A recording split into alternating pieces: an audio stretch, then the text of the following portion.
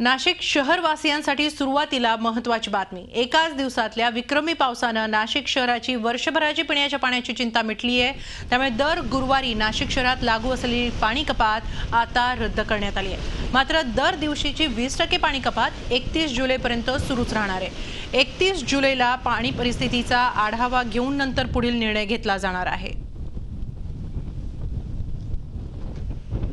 31 जुलैपर्यंतची जी गुरुवार एक पाणी कपात होती गुरुवारची, ती आपण आता बंद केलेली आहे आणि सुरळीत एक टाइम पाणी पुरवठा हा नागरिकांना दिला जाईल।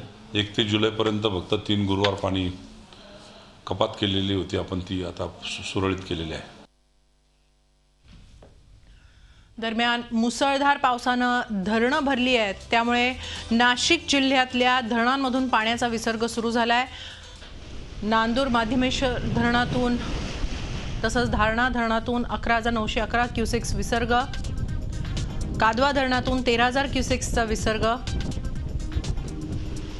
पालखेड डावा कालव्यातून 15,000 क्युसेक्स विसर्ग, नांदूर माध्यमेश्वर धरणातून 17,000 क्युसेक्स पाण्याचा विसर्ग करण्यात येतोय। त्यामुळे विविध धरणांतून पाण्याचा विसर्ग होतो आहे।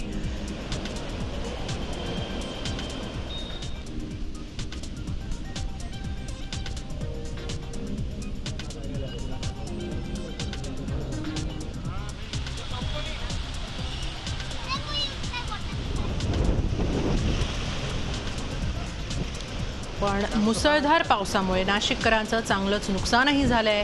गोदापात्राजवळ राहणाऱ्या अनेकांची वाहनं वाहून गेली आहेत।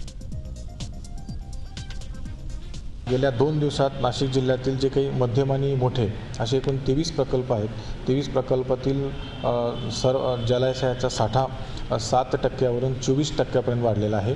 दारणा धरण 60% पर्यंत भरलेलं आहे आणि गंगापूर धरण एक 45% भरलेलं आहे। इथे आलो होतो गंगेवर भाजी मार्केटच्या तिथे, मी गाडी पार्क केली साधारणतः 12-12:30च्या दरम्यान आणि अचानक पाणी आल्यामुळे मला तिथे अर्धा तासात गेल्यानंतर पाहिलं की गाडी पाण्याच्या लोंढ्यामध्ये वाहत होती आणि ती मला आज इथे सापडलेली आहे। मी पंचवटी पोलीस स्टेशनलाही कळवलं, ट्रॅफिकला कळवलं, सगळ्यांना इंटिमेशन दिलेली आहे, पण त्यांचा कोणाचाही फॉलोअप किंवा काही सपोर्ट नाही आहे। झी 24 तास रहा एक पाऊल पुढे।